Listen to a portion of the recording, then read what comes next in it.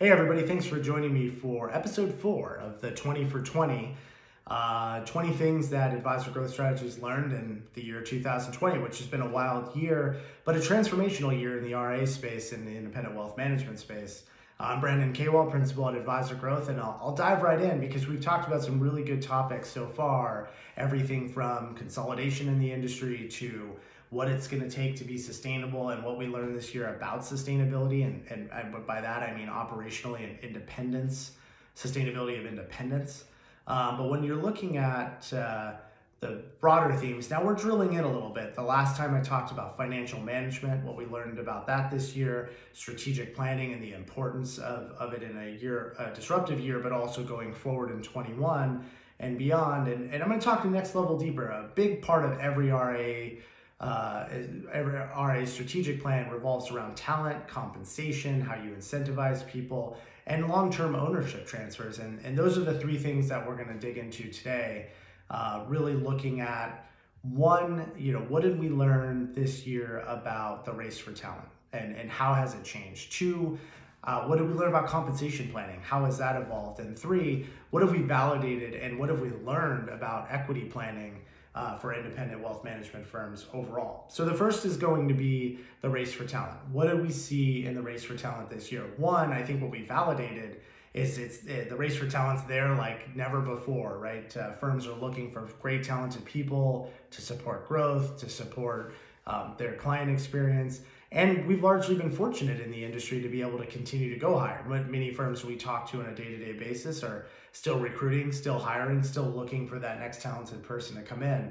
But I think what we learned this year is that talent doesn't necessarily have to be local, but talent doesn't necessarily even have to be from this industry. It can be very diverse backgrounds, very diverse sort of skill sets that are coming in. So I think what we learned this year is that planning for talent and planning for your human capital and how to recruit, retain, and activate those talented people is so important. And you don't necessarily have to be constrained to traditional methods of finding talent. So when you think about looking within your local market or your networks, this year proved to us that you can have a very successful experience with talent that's not necessarily co-located, because we all had to deal with that this year and learn how that goes.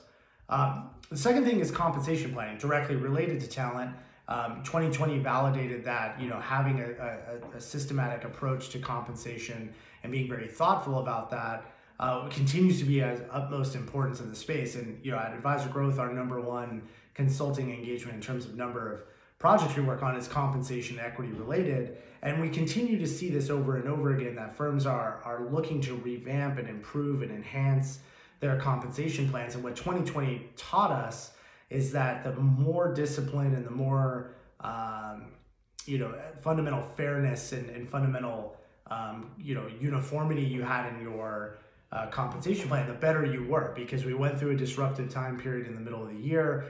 People were scared for their jobs. There was worries about overall economics. And so the firms that had really been very thoughtful with their compensation plan to incentivize both short and long-term outcomes and both individual and team-based outcomes were really better off to ride out the disruptions of the pandemic, but also be able to continue to activate people, motivate people to want to succeed throughout the second half of this year. And that's really what we learned, is that the firms that are really knocking it out of the park, there is no one size fits all when it comes to compensation. So we learned that, it was validated this year, but what we really learned is that the firms that are doing well were the ones that were recognizing individual contributions and firm contributions, right? And not necessarily staying constrained to one or the other, because this year would have been a painful lesson that those things can go away very quickly if you're over tilted to one metric in your business. The third thing is related to this. So that's short-term compensation. How do you get paid year in and year out? The next piece of it would be long-term incentives, right? Thinking about equity. And when we get questions about equity, a lot of times it can mean very different things to very different people. It's often talked to in context of succession or long-term diversification, of the equity or the cap table in the business. But one thing that I think we learned this year is that the succession challenges in our space are not going away, so equity is very important. But beyond that, what we learned is it's not necessarily just a risk mitigation strategy for succession. It's an incentive strategy, right, to retain and activate key people in the business. So when you think about using equity, it's not just about growth, but it's also not just about hedging your bets or providing handcuffs to your team or doing it because you feel you have to. The implications of equity go far beyond the mechanics of just transitioning equity, buying it, selling it, granting it, whatever that looks like.